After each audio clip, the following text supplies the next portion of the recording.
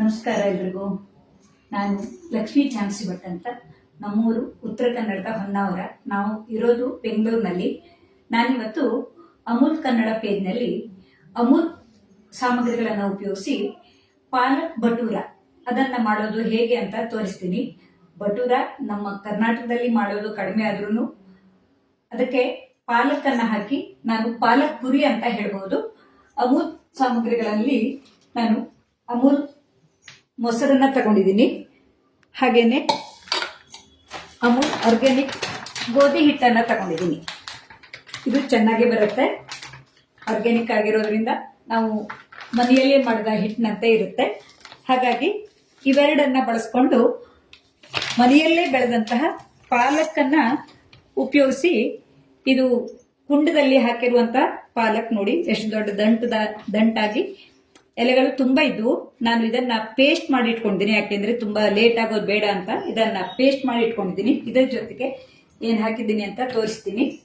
ಮೊದಲಿಗೆ ನಾನು ಹಿಟ್ಟನ್ನ ಕಲಸೋದು ಹೇಗೆ ಅಂತ ತೋರಿಸ್ತೀನಿ.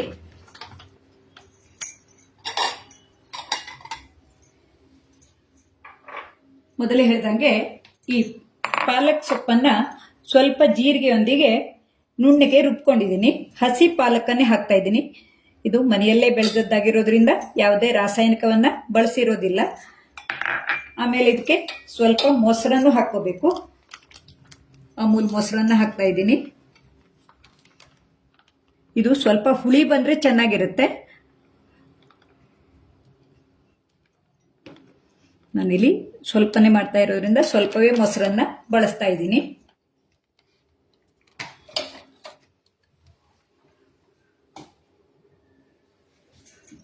ಇದಕ್ಕೆ ಹಾಗೆ ರುಚಿಗೆ ತಕ್ಕಷ್ಟು ಉಪ್ಪನ್ನ ಹಾಕೋಬೇಕು.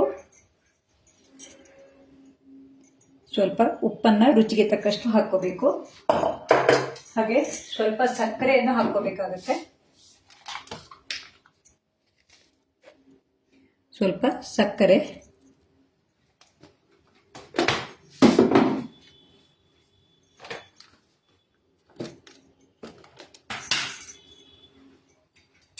ಹಾಗೆ ಸ್ವಲ್ಪ ಗರಿ ಗರಿ ಬರೋಕೆ ರವೆಯನ್ನ ಹಾಕ್ತಾ ಇದ್ದೀನಿ. ಚಿರೋಟಿ ರವೆ ಅಥವಾ ಯಾವುದೇ ರವೆಯನ್ನ ಹಾಕೋಬಹುದು, ಯಾಕೆಂದ್ರೆ ಇದು ಸ್ವಲ್ಪ ನೆನೆಬೇಕಾಗತ್ತೆ. ಗರಿ ಬರೋಕೆ ಅಂತ ಹಾಕ್ತಾ ಇರೋದು. ಮತ್ತೆ ಇದಕ್ಕೆ ಈ ಅಮೂಲ್ ಗೋಧಿ ಹಿಟ್ಟನ್ನ ಹಿಡಿಸುವಷ್ಟು ಹಾಕೊಂಡು ಕಲಸ್ಕೋಬೇಕು. ನಾನಿಲ್ಲಿ ಮೊದಲೇ ಕಲಸಿಟ್ಟಿದ್ದೀನಿ. ಅದಂದ್ರೆ ಸ್ವಲ್ಪ ಹುಳಿ ಬಂದ್ರೆ ಚೆನ್ನಾಗಿರುತ್ತೆ. ಇದಕ್ಕೆ ಬೇಕಿಂಗ್ ಪೌಡರ್ ಅಥವಾ ಇನ್ನೋ ಯಾವುದನ್ನು ಹಾಕ್ಬೋದು, ಆದ್ರೆ ನಾನು ಹೆಲ್ದಿ ಆಗಿರ್ಲಿ ಅಂತ ಅದನ್ನ ಬಳಸದೇನೆ ಇವಿಷ್ಟೇ ಸಾಮಗ್ರಿಗಳಿಂದ 3-4 ತಾಸು ನೆನೆಸಿಟ್ಟಿದ್ದನ್ನ ಮಾಡಿ ತೋರಿಸ್ತಾ ಇರುವಂತದ್ದು. ನೋಡಿ, ಇದಕ್ಕೆ ಎಷ್ಟು ಹಿಟ್ಟು ಕಲಸೋಕೆ ಆಗತ್ತಾ ಅಷ್ಟು ಹಿಟ್ಟನ್ನು ಹಾಕೊಂಡು ಪುರಿಯಂತೆ ಕಲಸ್ಕೊಳ್ಳೋದು. ಮೊಸರನ್ನ ಹಾಕಿರೋದ್ರಿಂದ ಇದಕ್ಕೆ ಬಟೂರೆ ಅಂತ ಹೇಳ್ತಾರೆ, ಇಲ್ಲಾಂದ್ರೆ ಪಾಲಕ್ ಪುರಿ ಅಂತಾನು ಹೇಳ್ಬಹುದು. ಆದ್ರೆ ಆಗಿಂದಾಗ್ಲೇ ಮಾಡೋದಕ್ಕೆ ಬದಲು ಒಂದ್ 3-4 ತಾಸು ಬಿಟ್ಟು ಮಾಡಿದ್ರೆ ಅದು ಕ್ರಿಸ್ಪಿಯಾಗಿ ಬರುತ್ತೆ ಮತ್ತು ಗರಿಗರಿಯಾಗಿ ಬರುತ್ತೆ ಮತ್ತು ಉಬ್ಬುಗೊಂಡು ಇರುತ್ತೆ. ಇದಕ್ಕೆ ಸಾಧಾರಣ ಎಷ್ಟು ಹಿಟ್ಟು ಹಿಡಿಯುತ್ತಾ ನೋಡಿಕೊಂಡು ಅಷ್ಟು ಹಿಟ್ಟನ್ನು ಹಾಕಿ, ಬೇಕಿದ್ರೆ ಮೇಲಿಂದ ಸ್ವಲ್ಪ ಎಣ್ಣೆಯನ್ನು ಹಾಕಿ ಮಾಡಬಹುದು. ಯಾರಾದ್ರೂ ಲೈವ್ ಅಲ್ಲಿ ಬಂದ್ರೆ ನೀವು ಕಮೆಂಟ್ ಹಾಕಿದ್ರೆ ನಂಗೆ ಗೊತ್ತಾಗತ್ತೆ.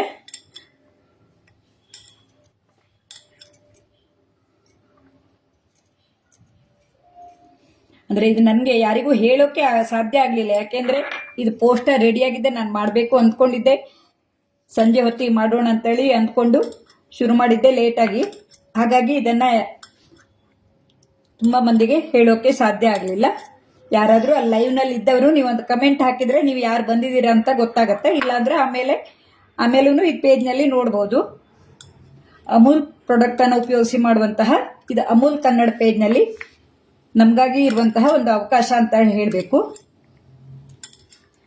ನಾವು ದಿನನಿತ್ಯ ಬಳಸುವಂತಹ ಸಾಮಗ್ರಿಗಳನ್ನು ಉಪಯೋಗಿಸಿಕೊಂಡು ಈ ರೀತಿಯಾಗಿ ರುಚಿಯಾದ ಅಡಿಗೆಯನ್ನು ಮಾಡೋಕೆ ಇದೊಂದು ಅವಕಾಶ ಆಗಿದೆ. ಸ್ವಲ್ಪ ಗಟ್ಟಿಯಾಗಿ ಕಲಸಿಟ್ಕೊಳ್ಳಿ, ಆಮೇಲೆ ನೆನೆದ ನಂತರ ಮೆದುವಾಗಿ ಬರುತ್ತೆ. ಮೊದಲೇ ಹೇಳಿದಾಗೆ ಆಗಿಂದಾಗ್ಲೇ ಮಾಡಿದ್ರೆ ಇದು ಪುರಿಯಾಗಿ ಬರುತ್ತೆ. ಮೊಸರನ್ನ ಹಾಕಿರೋದ್ರಿಂದ ಸ್ವಲ್ಪ ಹುಳಿ ಬಂದರೆ ಚೆನ್ನಾಗಿರುತ್ತೆ.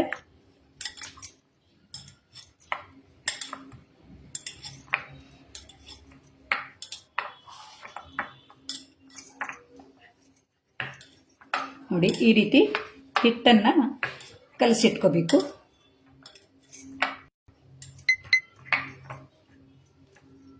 ಸ್ವಲ್ಪ ಗಟ್ಟಿಯಾಗೇ ಇರಲಿ. ಆಮೇಲೆ ಬೇಕಿದ್ರೆ ಸ್ವಲ್ಪ ನೀರನ್ನು ಹಾಕ್ಕೊಂಡು ಕಲಿಸ್ಕೊಳ್ಳೋಕ್ಕೆ ಆಗುತ್ತೆ. ನಾನು 3-4 ತಾಸು ನೆನೆದಿದ್ದ ಹಿಟ್ಟನ್ನು ಮೊದಲೇ ಕಲಸಿಟ್ಕೊಂಡಿದ್ದೀನಿ. ಇದನ್ನು ಪ್ಯಾಕೆಟ್ ಹೊಡೆದು ಮೊದಲೇ ಕಲಸಿಟ್ಕೊಂಡಿದ್ದೀನಿ. ಈ ಪ್ಯಾಕೆಟನ್ನು ಸೈಡಲ್ಲಿ ಇಟ್ಕೊತೀನಿ.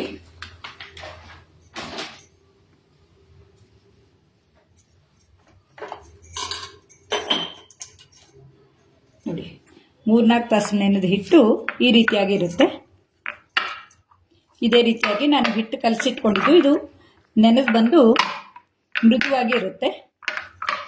ಇದನ್ನು ಸೈಡಿಗೆ ಇಡೋಣ, ಯಾಕೆಂದರೆ ಇದು ಒಂಚೂರು ನೆನೆದು ಬರಬೇಕು.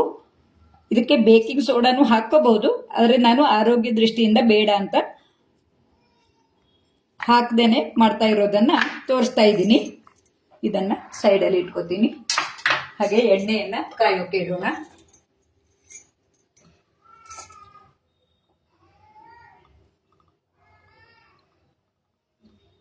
ಬೆಳಗಿನ ಉಪಹಾರಕ್ಕೆ ಮಾಡೋದಾದರೆ ರಾತ್ರಿನೇ ಕಲಸಿ ಹೊರಗಡೆ ಇಟ್ಕೋಬಹುದು.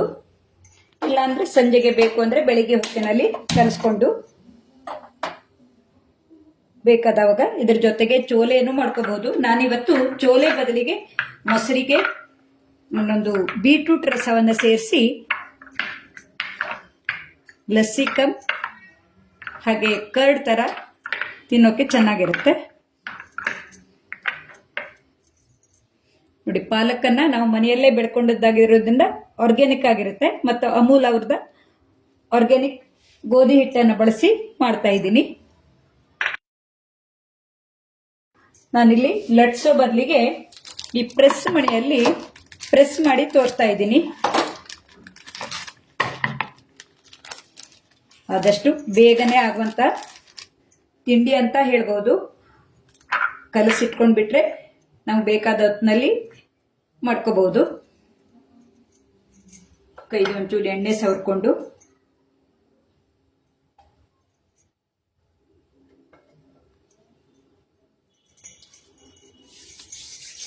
ಇದಕ್ಕೂ ಪ್ಲಾಸ್ಟಿಕ್ಕಿಗೂ ಸ್ವಲ್ಪ ಎಣ್ಣೆಯನ್ನು ಸವರಿಟ್ಕೋಬೇಕು. ನಾವು ಬೇಕಾದ ಆಕಾರದಲ್ಲಿ ಉಂಡೆಯನ್ನು ಮಾಡಿಕೊಂಡು ಲಟ್ಸಿ ಕರೆದ್ರೆ ಪಾಲಕ್ ಭಟೂರೆ ಸಿದ್ಧ ಆಗುತ್ತೆ. ಮೊದಲೇ ಹೇಳಿದಾಗೆ ಇದನ್ನು ಮೊದಲೇ ಕಲಸಿಟ್ಕೋಬೇಕು. ಹಾಗಾಗಿ ಮೊದಲೇ ಕಲಸಿರುವಂಥ ಹಿಟ್ಟನ್ನು ನಿಮಗೆ ತೋರಿಸಿ ಮಾಡ್ತಾ ಇರುವಂಥದ್ದು. ಉಂಡೆಗಳನ್ನು ಮಾಡಿಟ್ಕೊಳ್ಳೋಣ. ಎಣ್ಣೆ ಕಾಯೋ ತನಕ ನಾವು ಉಂಡೆಗಳನ್ನು ಮಾಡಿಕೊಂಡು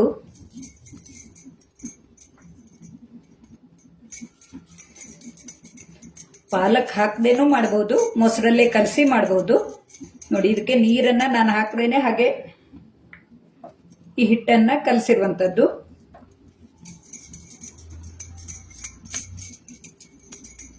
ಹಸಿರಾಗಿರುವಂತಹ ಈ ಭಟೂರೆ ತಿನ್ನೋಕೆ ಚೆನ್ನಾಗಿರುತ್ತೆ. ಮಕ್ಕಳಿಗೆ ಟಿಫನ್ ಬಾಕ್ಸಿಗೂ ಹಾಕ್ಕೊಡ್ಬೋದು. ಇಲ್ಲಾಂದರೆ ಸಂಜೆ ಹೊತ್ತಿಗೆ ಯಾರು ಗೆಸ್ಟ್ ಬಂದವಾಗ ತಿಂಡಿ ಅಂತಲೂ ತಯಾರು ಮಾಡಿಕೊಡ್ಬೋದು. ಎಣ್ಣೆ ಬೇಡ ಅಂದರೆ ಇದನ್ನು ಚಪಾತಿ ಥರ ಅಥವಾ ಪರೋಟ ಥರ ಲಟ್ಸಿನೂ ಕಾವಲಿಯಲ್ಲಿ ಬೇಯಿಸ್ಕೋಬಹುದು. ಆದರೆ ಭಟೂರೆ ಅಂದರೆ ನಾವು ಎಣ್ಣೆಯಲ್ಲಿ ಕರಿಬೇಕಾಗತ್ತೆ. ನೋಡಿ, ಉಂಡೆಗಳನ್ನು ಮಾಡಿಟ್ಕೊಂಡಿದ್ದೀನಿ. ಎಣ್ಣೆ ಕಾದ್ಮೇಲೆ ಇದನ್ನು ನಾವು ಪ್ರೆಸ್ ಮಣೆಯಲ್ಲಿ ಪ್ರೆಸ್ ಮಾಡಿ ಎಣ್ಣೆಯಲ್ಲಿ ಕರೆದ್ರಾಯ್ತು.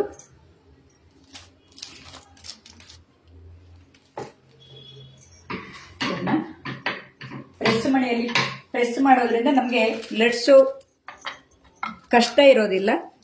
ಎಷ್ಟು ದೊಡ್ಡದಾಗಿ ಬೇಕಾದರೂ ನಾವು ನೋಡಿ ಈ ರೀತಿ ಪ್ರೆಸ್ ಮಾಡ್ಕೋಬಹುದು. ನಾವು ಎಣ್ಣೆ ಎಷ್ಟು ಹಾಕ್ಕೊಂಡಿದ್ದೀವೋ ಅಷ್ಟು ಆಕಾರದಲ್ಲಿ ಈ ಭಟೂರೆಯನ್ನು ಮಾಡ್ಕೋಬೇಕಾಗುತ್ತೆ.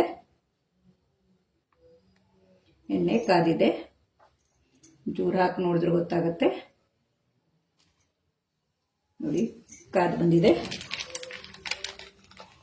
ಈ ಭಟೂರೆಯನ್ನು ಜಾಸ್ತಿ ಎಣ್ಣೆ ಬೇಕಾಗಿಲ್ಲ. ಇದರಲ್ಲಿ ಹಾಕಿ ನಾವು ಇದು ಉಬ್ಬು ಬರುತ್ತಾ ಇಲ್ಲ ನೋಡೋದು ಒಂದು ಕರೆದ ನಂತರ ಗೊತ್ತಾಗೋದು. ನೋಡಿ ಇದು ಉಬ್ಬಿ ಬಂದಿದೆ. ಎಣ್ಣೆ ಚೆನ್ನಾಗಿ ಕಾದಿರಬೇಕು. ಹಸಿರು ಹಸಿರಾಗಿರುವಂತ ಪಾಲಕ್ ಭಟೂರೆ ನೋಡೋಕ್ಕೂ ಚೆನ್ನಾಗಿರುತ್ತೆ, ಆರೋಗ್ಯಕ್ಕಂತೂ ತುಂಬಾ ಒಳ್ಳೇದು. ಪಾಲಕ್ ಸೊಪ್ಪಿನಲ್ಲಿ ನಮಗೆ ಬೇಕಾಗಿರುವಂತ ಐರನ್ ಕಂಟೆಂಟ್ ಎಲ್ಲ ಇರುತ್ತೆ.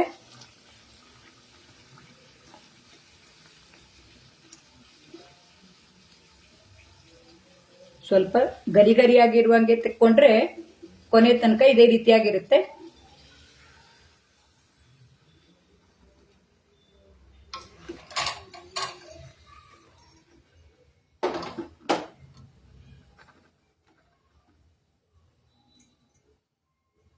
ಎಣ್ಣೆನ ಆದಷ್ಟು ತೆಕ್ಕೊಂಡು ಹಾಕ್ಕೋಬೇಕು. ಇನ್ನೊಂದು ಮಾಡಿ ತೋರಿಸ್ತಾ ಇದ್ದೀನಿ. ನಾನು ಪಾಲಕ್ ಸೊಪ್ಪನ್ನು ಮೊದಲೇ ರುಬ್ಬಿಟ್ಕೊಂಡಿರೋದ್ರಿಂದ ಬೇಗನೆ ಹಿಟ್ಟನ್ನು ಕಲಸೋಕೆ ಸಾಧ್ಯ ಆಯಿತು. ಮತ್ತು ಮೊದಲೇ ಹೇಳಿದಾಗೆ ಹಿಟ್ಟನ್ನು ಮೊದಲೇ ಕಲಸಿಟ್ಕೋಬೇಕಾಗತ್ತೆ.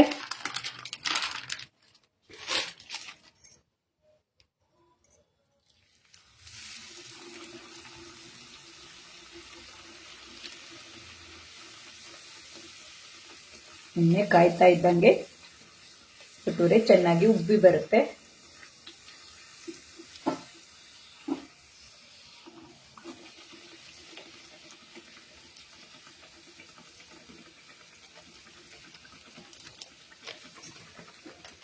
ಇದ್ರ ಜೊತೆಗೆ ಚೋಲೆ ಮಾಡಿದ್ರು ಚೆನ್ನಾಗಿರುತ್ತೆ. ಆದರೆ ನಾನು ಎಣಿಸ್ಕೊಂಡಿದ್ದೆ ಲೇಟ್ ಆಗಿರೋದ್ರಿಂದ ಚೋಲೆ ಮಾಡೋಕೆ ಕಾಬೂಲಿ ಚೆನ್ನನ್ನ ನೆನೆಸೋಕೆ ಸಾಧ್ಯ ಆಗಲಿಲ್ಲ.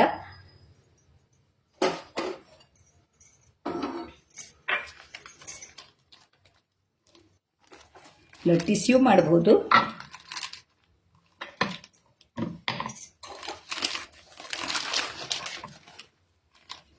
ಈ ರೀತಿ ಎಣ್ಣೆ ಹಚ್ಚಿ ಲಟ್ಸೋದ್ರಿಂದ ಎಣ್ಣೆಯು ಸ್ವಚ್ಛವಾಗಿರುತ್ತೆ. ಇಲ್ಲಾಂದ್ರೆ ನಾವು ಹಿಟ್ಟಾಕಿ ಲಟ್ಸಿದ್ರೆ ಎಣ್ಣೆಯಲ್ಲೆಲ್ಲ ಹಿಟ್ಟು ಬರುತ್ತೆ. ಮತ್ತು ಯಾವಾಗಲೂ ಕರಿಯುವಾಗ ತುಂಬ ಎಣ್ಣೆಯನ್ನು ಹಾಕೊಂಡು ಕರಿಬಾರ್ದು. ಯಾಕೆಂದ್ರೆ ಕರಿದ ಎಣ್ಣೆಯಲ್ಲಿ ಮತ್ತೊಮ್ಮೆ ಕರಿಯೋದು ಆರೋಗ್ಯಕ್ಕೆ ಒಳ್ಳೇದಲ್ಲ. ಹಾಗಾಗಿ ಸಾಧಾರಣ ಎಷ್ಟು ಬೇಕಾಗುತ್ತೋ ಅಷ್ಟೇ ಎಣ್ಣೆಯನ್ನು ಹಾಕೊಂಡು ಕರಿಬೇಕು. ನೋಡಿ ಚೆನ್ನಾಗಿ ಉಬ್ಬಿ ಬರುತ್ತೆ. ಎಣ್ಣೆ ಕಾದ ನಂತರ ಉಬ್ಬಿ ಬರುತ್ತೆ. 3 ಮಾಡಬಾರ್ದು ಅಂತ 4ನೇದನ್ನು ಮಾಡಿ ತೋರಿಸ್ತಾ ಇದ್ದೀನಿ. ನೋಡಿ ಎಣ್ಣೆಯನ್ನು ತುಂಬಾ ಹೀರ್ಕೊಂಡಿಲ್ಲ.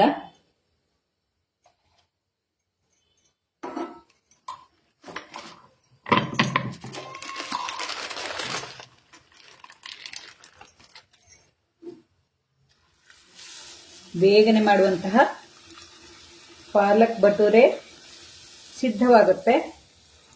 ನೋಡಿ ಎಣ್ಣೆ ಕಾದು ಬಂದ ಹಾಗೆ ನಾವು ಮಾಡೋ ಭಟೂರೆನೂ ಚೆನ್ನಾಗಿ ಉಬ್ಕೊಂಡು ಬರುತ್ತೆ.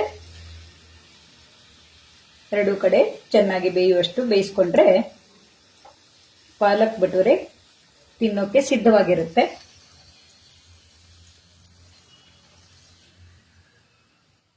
ಇದನ್ನ ನಾನೀಗ ಎಣ್ಣೆಯನ್ನು ಬಿಸಿಯಾಗಿರೋದನ್ನು ಆಫ್ ಮಾಡಿಬಿಡ್ತೀನಿ. ಹಾಗೆ ಇದನ್ನ ಯಾವ ರೀತಿ ತಿನ್ನೋಕೆ ನಾನು ಮೊಸರನ್ನ ರೆಡಿ ಮಾಡಿದ್ದೀನಿ ಅನ್ನೋದನ್ನ ತೋರಿಸ್ತೀನಿ.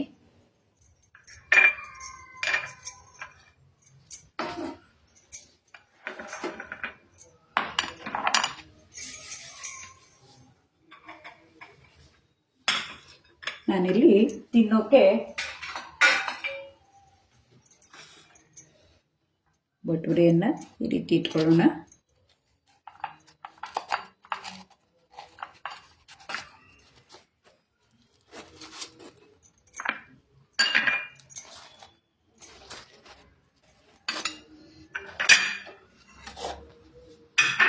ಹಾಗೆ ಮೊಸರನ್ನ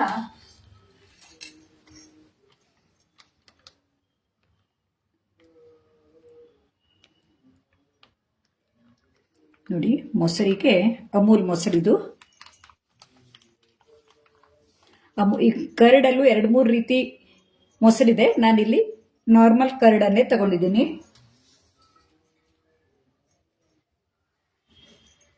ಇದಕ್ಕೆ ಸ್ವಲ್ಪ ಕೆಂಪು ಮೆಣಸಿನ ಪುಡಿ, ಸ್ವಲ್ಪ ಖಾರ, ಸ್ವಲ್ಪ ಸಿಹಿಯಾಗಿರುವಂತಹ ಈ ಡಿಶನ್ನು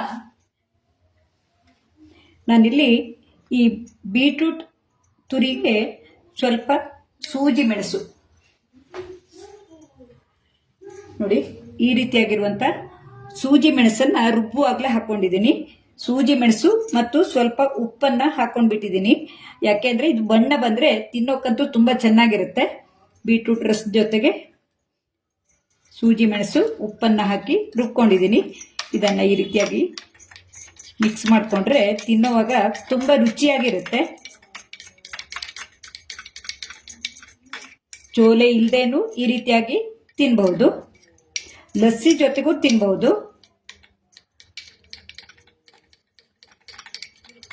ನೋಡಿ, ನೋಡೋಕೆ ತುಂಬ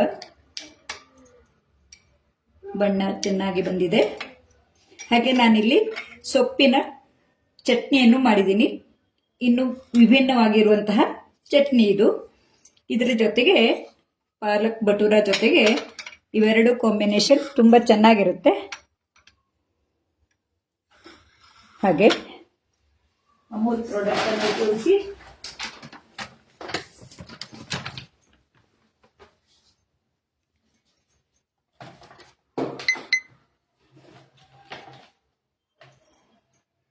ಇದನ್ನ ತಿನ್ನೋಕೆ ಯಾರಾದ್ರೂ ಇದ್ರೆ ಒಳ್ಳೇದಾಗಿತ್ತು. ಸುಜಿತ್ ಬರ್ತೀರಾ?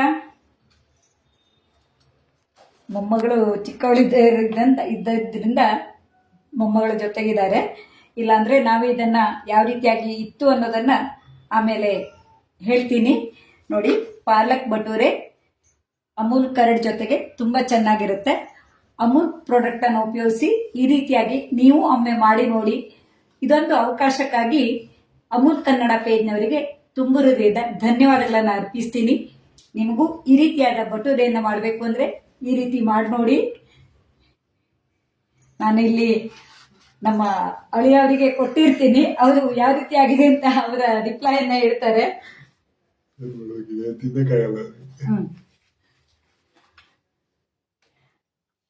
ಅವರು ತಿಂತಾ ಇದ್ದಾರೆ. ಮಗು ಕೈಯಲ್ಲಿದೆ, ಹಾಗಾಗಿ ತೋರ್ಸೋಕ್ಕಾಗಿಲ್ಲ. ಹೇಗಿತ್ತು? ಸಖತ್ತಾಗಿದ್ಯಾ? ನೀವು ಮಾಡೋಕ್ಕಿಂತ ಚೆನ್ನಾಗಿದೆ ಅಲ್ಲ? ಅವರು ಎಲ್ಲ ಟ್ರೈ ಮಾಡ್ತಾ ಇರ್ತಾರೆ. ಅವರಿಗೂ ಮಾಡ್ಬೇಕು ಅಂತ ಆಸೆ ಇದೆ. ಯಾವಾಗ ಮಾಡೋಕೆ ಅವಕಾಶ ಆಗತ್ತೆ ಅಂತ ನೋಡೋಣ. ಇದೊಂದು ಅವಕಾಶಕ್ಕಾಗಿ ಅಮೂಲ್ ಕನ್ನಡ ಪೇಜ್ನವರಿಗೆ ತುಂಬ ಹೃದಯದ ಧನ್ಯವಾದಗಳನ್ನ ಮತ್ತೊಮ್ಮೆ ಹೇಳ್ತಾ ನಿಮ್ಗೆಲ್ಲರಿಗೂ ನಮಸ್ಕಾರಗಳನ್ನ ತಿಳಿಸ್ತಾ ಇದ್ದೀನಿ.